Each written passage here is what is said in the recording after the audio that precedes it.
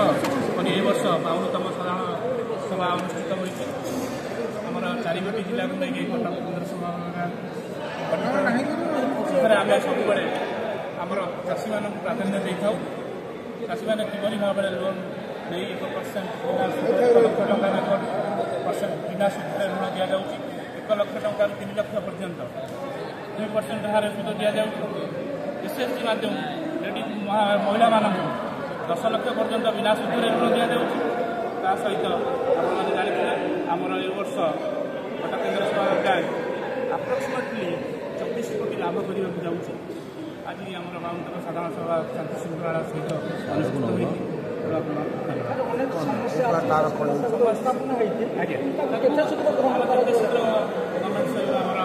सरकार सहित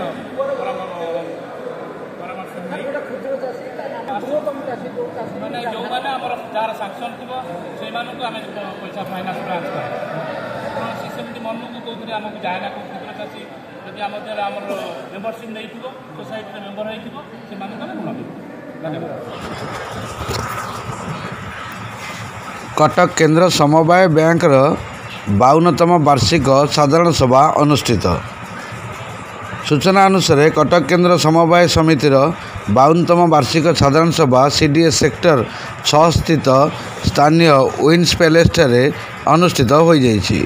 बैंक सभापति श्रीजुक्त प्रभात चंद्र कानूनगो अध्यक्षत अनुष्ठित कार्यक्रम में ओडिशार कोणानुकोणु समस्त बैंक कर्मचारी जोग देइथिले। एही कार्यक्रम में संपादक अनंत सामल एवं केन्द्र समवाय बैंक उच्च पदस्थ अधिकारी माने उपस्थित होई कार्यक्रम को व्यापक भाव में आगे नहीं। विवरणी अनुसार कृषि ऋण प्रदान व्यतीत राज्य सरकार विभिन्न प्रकार अणपारंपरिक ऋण यथा आर्थिक अनग्रसर परिवार मानकु निजस्व गृह निर्माण मरामती योजना रे मो घर पंचायत स्तरीय स्वयं सहायक गोष्ठीर महासंघ कार्यकर्ता मानक यातायात सुविधा निमंते मो स्कूटर बुणाकार मानक आर्थिक सुधार निमंते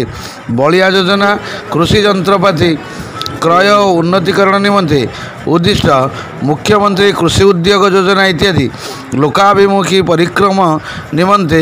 ऋण लगाइबा गुरुत्व प्रदान करुवा बैंक स्तर में एगुड़िकर प्रचलन करा जाई विभिन्न प्रकार अणपारंपरिक ऋण लगाण आरंभ करा जाइछि। यही कार्यक्रम में उपस्थित अधिकारी माने बैंकर विभिन्न उन्नतिमूलक कार्यक्रम संपर्क में एवं आर्थिक वर्षर विभिन्न समस्या उपर आलोचना करने सहित 31/3/2024 तारीख सुधा जो भाव में बैंक वृद्धि पाई समुदाय 1799 कोटी टंका एवं 1978 कोटी 87 लाख टंकार पहुँची मूलधन जो भली भाव में रही आलोचना करथिले। Cuttack Sukant Mahapatra report SM news.